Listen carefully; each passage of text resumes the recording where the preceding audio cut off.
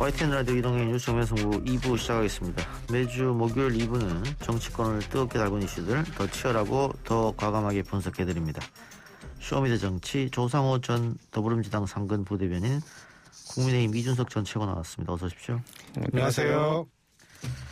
자, 저희가 지난 시간 중수청 설치 문제로 두 분과 이야기를 나눴었는데, 수사청 설치, 수사권, 기소권 분리 관련해서 청와대에서 속도 조절을 이야기했다 안 했다를 두고 공방이 오고 있는데요.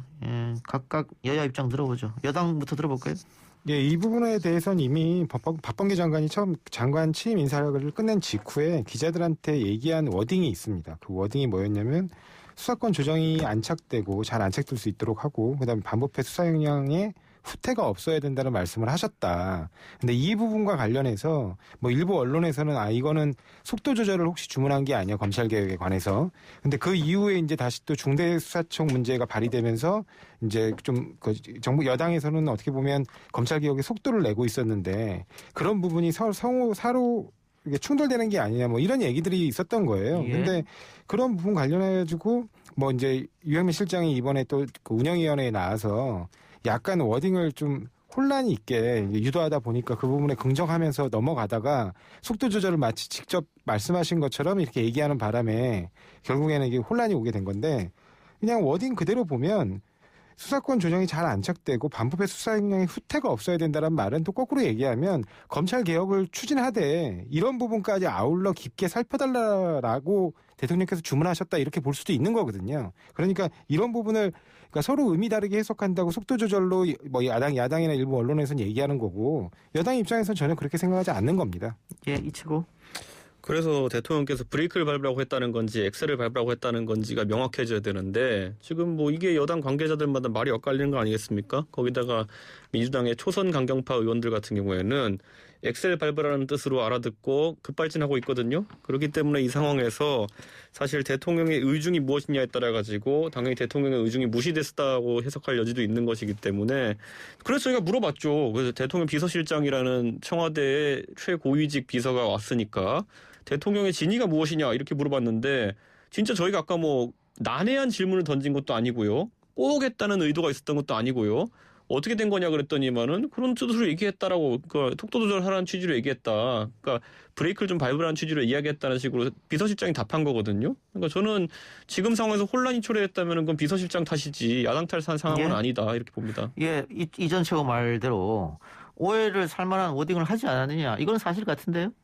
예, 맞습니다. 근데 그 부분 관련해서 처음에 이제 야당 의원이 속도 조절을 주문한 거 아니냐라고 물어봤는데 그렇게 이제 긍정을 한 것이죠. 근데 이후에 어찌됐든 뭐 혼란을 초래한 부분은 인정합니다. 근데 이후에 이제 오후에 다시 또 질의에 답변하면서 그 부분을 정정을 했거든요. 그러면서 또 박범계 장관이 기자들에게 밝혔던 내용과 동일한 내용을 다시 말씀을 하셨어요. 그러니까 그런 부분은 정리가 된 것이고 속도 조절을 정확하게 주문한 바는 없다는 거죠. 아니, 속도 조절 주문했냐는 말이 그렇게 이해하기 어려운 말이고, 그래서 야당이 뭐 거기에 대해서 뭐 유도한 답변입니까? 이거는 오히려 만약에 진짜 말귀를 못 알아듣고 답변을 잘못한 거면은 유형민 실장은 비서실장 물러나야죠. 앞으로 이런 혼란이 한두 번 있다는 게 아니잖아요, 이렇게 되면은. 아니, 유형민 비서실장 같은 경우가 이제 현역 정치인이 아직 아니다 보니까 여러 가지 면에서 약간 정무적인 대응에서 약간 실수가 있었다고 보는데, 이게 뭐 그렇다고 하면 비서실장이 물러날 일입니까? 예. 아니, 왜냐면 모양새가 되게 안 좋았던 것이 유형민 비서실장이 자신의 책임에서 답변을 하고, 그다음에 그 자리에 박범계 장관과 유형민 실장, 그다음 신윤 수석이 있는 자리에 배석하지도 않았던 김태년 원내대표가 어디서 연락을 받았는지 아니면 어떻게 알게 됐는지 갑자기 그런 말 한 거 아니잖아요 이러면서 사실 정정을 요청했거든요. 이건 굉장히 이례적인 것이고, 뭡니까? 관심법입니까? 아니면은 뭐 덮깁니까? 뭐라고 해석해야 됩니까? 이미 박범계 장관이 기자들한테 얘기한 적이 있습니다. 아니, 그러니까 근데 그거를 당연히 그러면 김태년 원내대표도 알고 있었던 거죠. 아니죠. 그런데 그 상황 속에서 특별한 워딩이 있었냐에 대해 가지고는 박범계 장관이 답한 적이 없어요. 알겠습니다. 제가 정리하죠. 어쨌든 이 내용에 대해서는 우리 청취자들 다 아실 텐데, 신현수 수석의 문제, 이번에 속도 조절론, 이 두 개를 가지고 그 보수 언론과 야당은 레임덕 아니냐 이런 주장하는데, 최근 여론조사 대통령 지지율 또 소폭 오른 그런 지지율도 나왔고, 그리고 정말 레임덕이라고 하려면은 뭐 미래 권력들이 현재 권력을 뭐 탈당하라든가 압박하거나 그때 레임덕이 오는 건데 지금 봤을 때는 그런 레임덕 조짐까지는 안 보이는 게 아니냐. 이게 중론인데 어떻게 보세요? 2015년에 박근혜 정부가 지지율 40% 콘크리트층을 견고하게 유지하고 있을 때 예. 그때 야권이 한번 레임덕을 언급한 적이 있습니다. 그 시점이 언제인지 좀 명확히 기억하는 게 유승민 원내대표가 당선된 것을 이거는 여권 내에 비주류가 득세하려는 것이다. 김무성 유승민 라인이 올라오고 예. 박근혜 대통령은 권력 누수가 발생한다. 이렇게 해서 레임덕이라고 지칭한 적이 있고요. 그다음에 원내대표 연설을 했더니만은 진짜 레임덕이라고 이제 막 공개적으로 얘기하기 시작했습니다. 증세 없는 복지는 허구다. 그렇죠. 그러니까 저는 이거는 야권에서 할 수 있는 평가입니다. 예. 여기에 민감하게 반응할 건 아니고 나중에 어떻게 진행되는지를 보면 알게 될 텐데 기본적으로 이번에 신현수 수석도 그렇고요. 아까 저희가 짚었던 유영민 비서실장의 답변 논란도 그렇고요.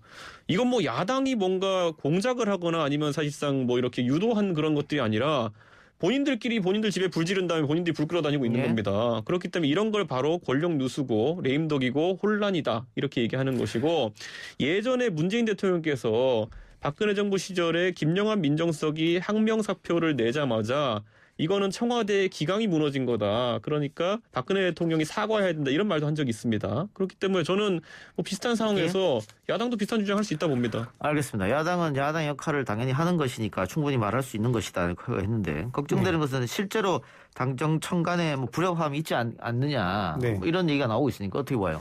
당정청 간의 불협화음이 있으려면 실제로 그 부분 관련해 가지고 서로 그러니까 대립되는 의견 충돌이 있어야 되는데 지금 이번 논란 같은 경우는 대통령께서 말씀하신 그 얘기의 의중이 무엇이냐 그 해석에 관해서 서로 간에 오해가 있었고 바로 또 정정해서 정리했어요. 그러니까 이런 부분 관련해서 충돌로까지 해석하는 거는 좀 많이 나간 해석이라고 보고요. 또 레임덕 얘기 말씀하셨는데 뭐 레임덕은 그냥 하도 저 국민의힘 쪽에서 노래를 부르니까 그냥 그런가 보다 합니다. 근데 아까 말씀하신 유승민 의원 사례 같은 경우는 유승민 의원이 본인이 이제 차기 되게 그때 당시에도 유력한 어떤 그 대선 후보 중에 한 명이었습니다. 근데 정면으로 청와대 대응에 대해서 비판을 하고 뭐 이제 청와대 뭐 일부 그 비서들이 뭐 까분다는 식으로 비판을 하고 그다음에 또 그런 그 증세 없는 복지는 허구다 그래가지고 대통령의 정책에 대해서 정면으로 비판하는 그 국회 연설을 했거든요. 그러니까 그때하고 지금하고는 내용이 전혀 다르다는 겁니다. 알겠습니다. 아니 그런데 저는 당정청 아까 불협화음이 뭐냐고 이제 진행자가 말씀하셨는데 오늘 당장 가덕도 문제 계속 나오잖아요. 거기 보면 공무원들이 세금 들여가지고 어디 의뢰해가지고 컨설팅까지 받았다는 거 아닙니까? 그런데 이게 의미하는 바는 뭐냐면요. 정책 사안에 대해 가지고 대통령만을 믿고 나가지 않겠다. 나중에 정권이 교체됐을 때 책임지지 않기 위해서는 보험을 드러나야 된다는 인식이 정부 관계자들 사이에서 퍼지고 있다는 얘기거든요.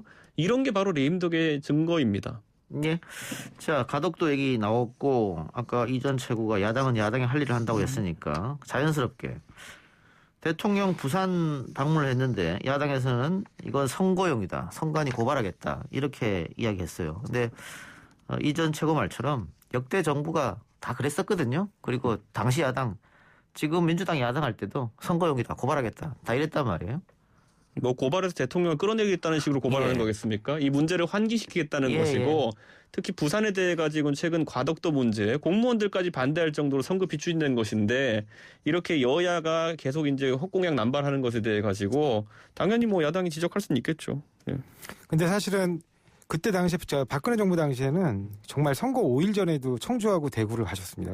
그래서 박근혜 대통령이 그때 간 거에 대해서 비판을 하니까 하는 얘기가 뭐였냐면 경제 살리기 차원에서 갔다. 이렇게 얘기를 했거든요. 근데 지금 40여일도 넘게 남았습니다. 그리고 이렇게 선거에 아주 임박한 일자도 아니고요. 근데 굉장히 중요한 국책 사업과 관련된 논의가 있어서 그거와 겸해서 이제 일정에 따라 부산을 방문한 거거든요. 근데 그런 부분까지도 뭐 다 선거용이다. 이런 식으로 얘기하면서 더더군다나 저희는 고발까지 언급한 적은 없습니다. 예. 아니 왜냐하면 예전에 노무현 대통령께서는 열린우리당이 잘 됐으면 좋겠다는 발언하셨다 탄핵까지 당하셨는데 헌법재판소에서 문제 없다고 했거든요. 그 정도는. 그렇기 때문에 뭐 저는 그 이후로 대통령이 뭐 선거에 어느 정도 일정 부분 개입하는 것은 인정된다 봅니다. 예. 오늘 방금 전이네요. 예, 가덕도 신공항 특별법이 법사위를 통과했는데 법사위 통과했다. 그럼 야당도 반대하지 않고 있으니까 본회의 처리는 뭐 시간 문제겠네요. 이거. 제가 하태경 의원이랑 99% 정도 의견이 일치하는데 예. 1% 일치 안 하는 게 가덕도 문제인데 예. 사실상 이게 부산에서 지금 이제 여야가 공의 광고를 하고 있는 사안인데 제가 민주당에 이제 장경태 의원하고 친하니까 국토위 있으니까 계속 물어보거든요. 도대체 이것이 국제선 공항이냐 국내선 공항이냐 아니면 군공항까지 이전하는 것이냐 물어보는데 한 지난 4개월 동안 답변을 못했어요. 그런데 아니다 다를까 이번에 공무원들 보고서 보니까 그 문제를 짚었더라고요. 적어도 국민들한테 공약을 내놓고 팔려고 하면요. 이게 무슨 공항인지는 알려줘야 되는 거거든요. 근데 그 계획도 없이 이거 팔아먹는 것 자체가 참 정치권이 비윤리적인 것 같습니다. 예. 이전 최고의 그런 가덕도 비판에 대해서 부산 선거를 준비하고 있는 분들은 반기지 않을 것 같은데요? 저는 그런데 이게 사실 선거라는 게 제가 2012년에도 이제 총선을 앞두고 이제 지도부에 있으면서 고민했던 게 한 번 이제 그 과장된 공약이 나오면은 상대는 소위 이제 콜 레이즈를 할 수밖에 없습니다. 예. 그래 그 당시에 복지 공약이 그 당시 새누리당과 민주당이 처음에 5년간 100조, 200조 이렇게 늘어나가지고 결국에는 박근혜 대통령 집권한 뒤에도 그것을 절반도 못 지켰거든요. 근데 지금 문재인 정부도 공약이 굉장히 셌는데 지금 공약 이행률을 보면 상당히 떨어집니다. 이런 것들이 반복되는 것은 결국 유권자들이 이런 것을 가려내야 되는 것이고 저희 정치하는 사람들도 저는 비록 같은 당에 있지만은 가덕도 문제 같은 경우에는 지금 굉장히 두서없이 양당이 진행하고 있다고 지금 청취자분들께 제가 그냥 전달하겠습니다. 예. 사실은 근데 특별법에 따라 절차를 좀 간소화한 것이지 절차가 아예 없는 게 아니에요. 사전 평가는 진행하기 때문에 그 평가 과정 진행되는 과정 속에서 이게 사업성이 있는지 그리고 어느 정도까지 규모를 해야 되는지 그런 부분에 대해서 다시 점검이 이루어질 것이라고 보고 있고요. 다만 이 건의 경우에 이제 이른바 예타를 면제하는 이유는 과거에도 여러 차례 검토가 있었던 사업이기 때문에 그걸 또 무의미하게 반복하는 게 과연 맞느냐 뭐 이래가지고 지금 이 특별법이 도입되는 거거든요. 알겠습니다. 자, 부산 얘기 나왔으니까 선거 얘기로 넘어갑시다. 이제 40일 남았습니다. 40일 남았는데 민주당은 내일부터 투표 시작되네요. 예, 맞습니다. 내일하고 모레 이렇게 양일간 이제 권리당원을 상대로 하는 이제 서울시장 후보 선출을 위한 투표가 진행되고요. 그 다음에 권리당원, 그러니까 당원 50%, 그 다음에 일반 시민 50%로 이번에 선출하기 때문에 그 다음 이제 그러니까 토요일이니까 이제 그 일요일, 월요일까지 이제 일반 시민 대상으로 또 하고 거기서 또 혹시 온라인 당원 중에 투표 안 하신 분 있으면 투표해서 3월 1일 날 결정합니다. 3월 1일 날 결정하고 국민의힘은 조금 늦네요. 그것보다는 3월 2일 날, 3월 3일 날 여론조사에서 3월 4일 날 발표를 하는데 예. 그 여론조사 100%죠. 예, 저희가 이제 예비 경선에서는 당원을 조금 반영했는데 20% 정도 반영했는데 지금 본 경선에서는 100% 여론조사 방식으로 했습니다. 이건 그 당시에 정할 때 안철수 대표의 입당 가능성을 염두에 두고 정한 룰이기 때문에 네. 실제로 안철수 대표가 입당하지 않았기 때문에 결국은 지금 후보들 간의 이 룰에 대해 가지고 다소 이견이 있는 상황도 있습니다. 뭐 이견은 있습니다만 결정됐으니까 다만 네. 나경원 후보도 그 문제를 지적한 것 같은데 역선택 가능성이 있지 않겠느냐 어떻게 봐요?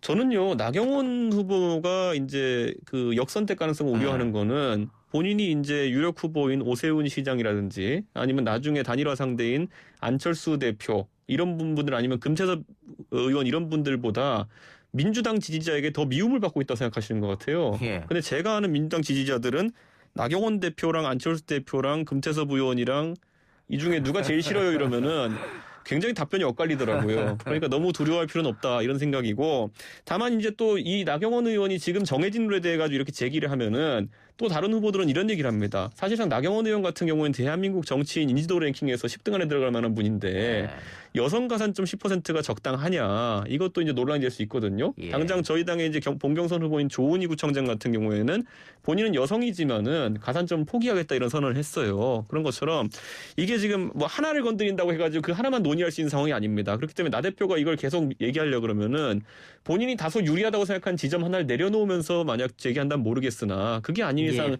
정해진 시한 내에 바뀔 것 같지는 않습니다. 예.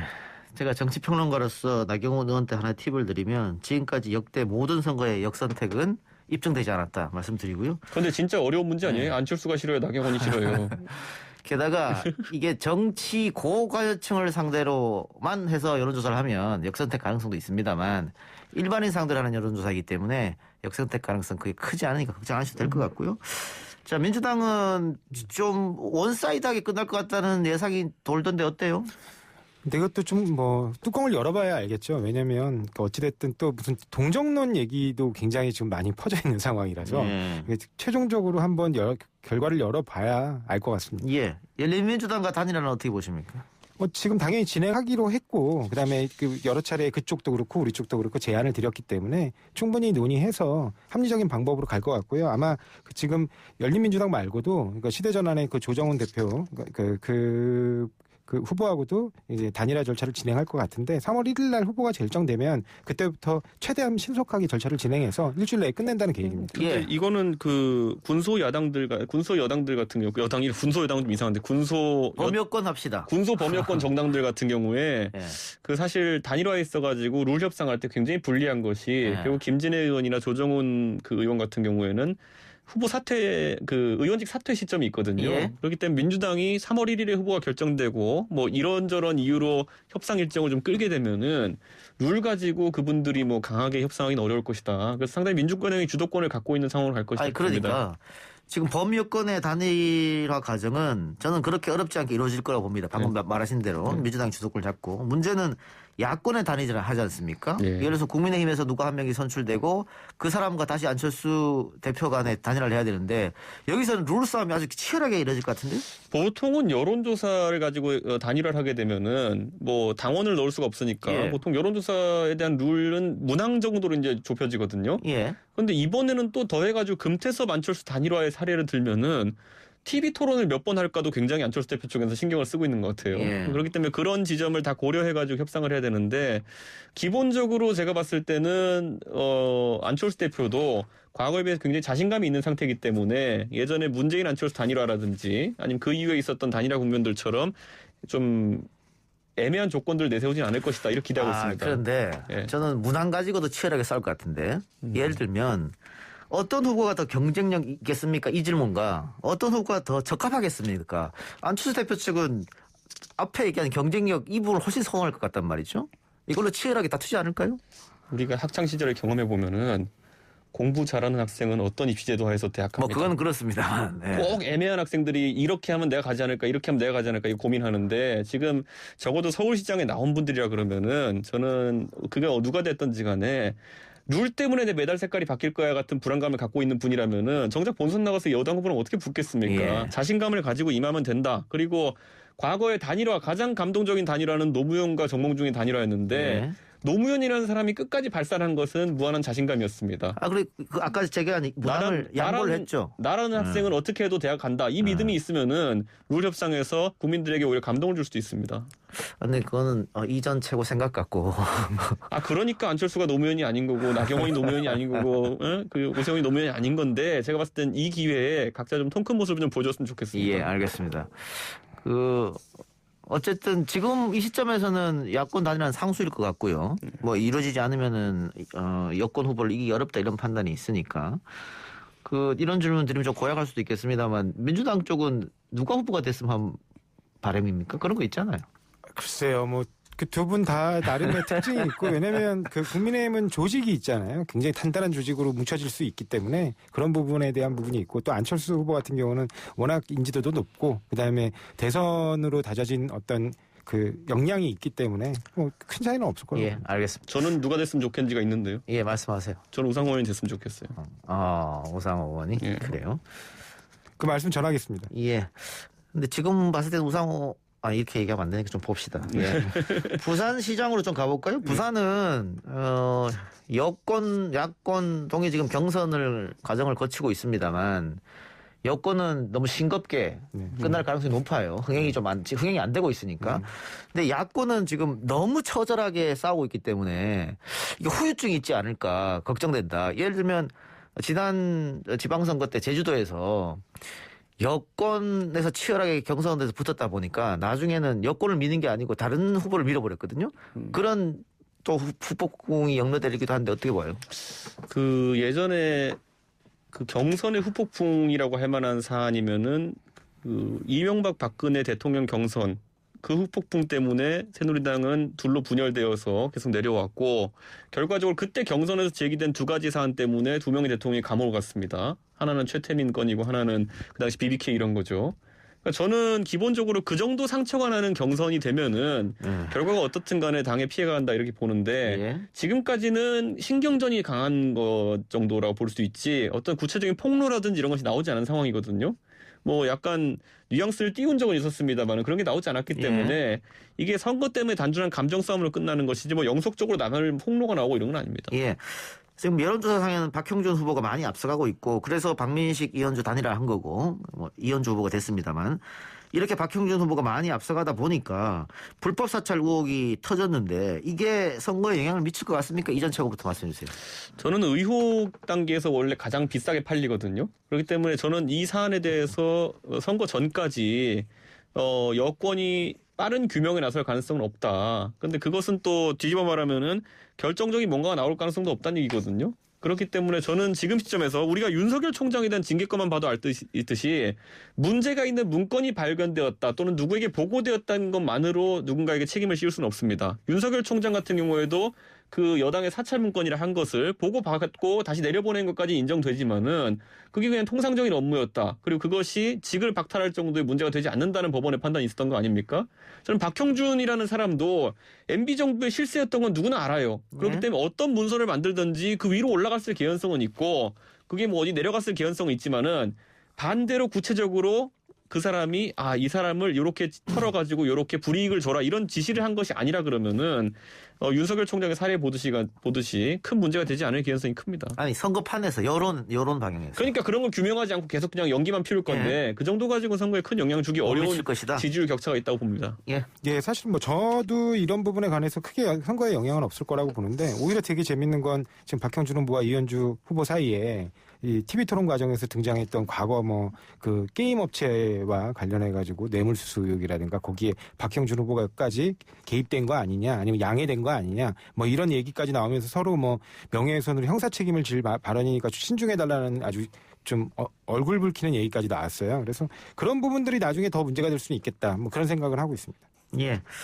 알겠습니다. 그 부분에 대해서는 조금 더 지켜봐야 될 것 같고요. 그런데 이런 게 있어요. 그러니까 보통 어떤 의혹이 있으면요. 저도 선거를 치러본 입장에서 후보 토론회에 가서 면전에서 이렇게 의혹 제기하기 전에 보통 좀 팔릴 만한 의혹이고 그리고 좀 개연성 있는 의혹이면은 언론을 통해 가지고 먼저 흘러나오게 되어 있습니다. 근데 그 의혹이라는 걸 들고 언론에 제시했을 때 언론이 안 받아주면 보통 후보가 직접 들고 오는 거거든요. 그러면 사실관계가 완성이 잘 안 되었다는 얘기의 방증입니다. 자, 토론 얘기 했으니까 뭐 두 분 다 뭐 선거에 나가시려고 애썼던 분이고 또 떨어져 낙선의 경험도 있으시고 예선 탈락 경험도 있으시고 하니까 제가 여쭤볼게요. 앞으로 토론이 많이 남았는데 보통은 토론쯤 가게 되면 이미 누구를 찍을지 정해놓고 보는 분들이 많거든요. 그렇죠. 그러니까 토론을 잘했다 못했다 가지고 최종 승패를 가를 수 있느냐, 토론이 얼마나 영향을 미치겠느냐, 그 부분 어떻게 봐요? 이번에 안철수 금태섭 토론이 잘 보여줬죠. 안철수 대표가 토론을 잘한 건 아니었지만은 아주 나쁜 버릇 하나를 고쳤습니다. 예전에는 토론에 주제에 없는 걸 괜히 자기가 들고 나왔다가 망신 사는 경우가 있었거든요. 물어보지도 않은데 MB 아바타 이런 건 던지고 뭐 쳐다보지 않고 얘기하겠습니다 이런 거 실망입니다 이런 거 안 하면은 그냥 중간은 가는 거거든요. 근데 거꾸로 이번에 금태섭 의원이 나와가지고 아무도 안 물어본 걸 던졌어요. 사실 퀴어 축제 이게 사회적으로 뭐 논쟁적인 사안인 건 맞지만은 적어도 그 야권 후보를 찍을 만한 유권자들에게는 그 시험 과목이 아니거든요. 그렇죠. 그 사람들은 이거 시험 과목을 낸 적도 없어요. 그런데 본인이 흥에 겨워가지고 갑자기 그걸 던진 다음에 이렇게 공세를 펼친 것인데 금태섭 의원은 아직까지도 본인이 보수 유권자에게 표를 얻으려면은 그것보다 해야 될 중요한 일들이 있습니다. 본인이 왜 정체성이 민주당에 가깝지 않은지 설명하고 이런 시간이 필요한데 그냥 거기 꽂혀가지고 그거 물어본 거예요. 그런데 대다수의 이제 야권 유권자 같은 경우에는 안 물어봤거든 이러고 끝난 겁니다. 근데 사실은 그 금태섭 의원은 의도했다고 봐요. 왜냐하면 본인이 그 금태섭 후보 본인이 내가 어떠한 정책을 갖고 있고 어떠한 색깔을 갖고 있다. 그래서 유의미한 혹시라도 그런 부분에 대해서 지지하고 있는 층이 있다면 그 지지하고 있는 층으로부터 아주 확고한 지지를 얻겠다. 그래서 어차피 본선에서 진출하지 못할 거라면 내가 이 정도의 유의미한 표를 갖고 있다라는 걸 대중에게 어필하기 위한 방법으로 일부러 꺼냈을 가능성도 있다고 보고요. 그리고 이런 TV 토론이 결국에는 뭐 후보를 결정하는데 결정적인 영향은 저도 없다고 봅니다. 근데 다만 자살골이 문제가 될 수는 있겠죠. 아니 저는 예를 들어 동성애 관련 문제가 얼마나 많은 고정표를 가져올 수 있느냐는 지난 2017년 대선 토론에서 심상정 후보가 보여줬다. 그것만으로 선거에 승리하는 건 불가능하다 이렇게 생각하고요. 오히려 제가 지금까지 선거 토론에서 가장 기억 남는 한 방에 그 이슈를 정리하는 발언은 안희정 지사가 예전에 대선 경선 나와가지고 제 이름이 왜 희정인지 아십니까? 저희 아버지가 박정희 대통령을 너무 좋아해가지고 정희를 거꾸로 뒤집어서 희정이라 지었습니다. 예. 이거 보수 지층에서 굉장히 얘기하는 사람 많았거든요. 예. 그런 어떤 기억에 남는 대화를 해야 되는 것인데 사실 금태섭 의원은 시험 과목 잘못 풀었습니다. 예.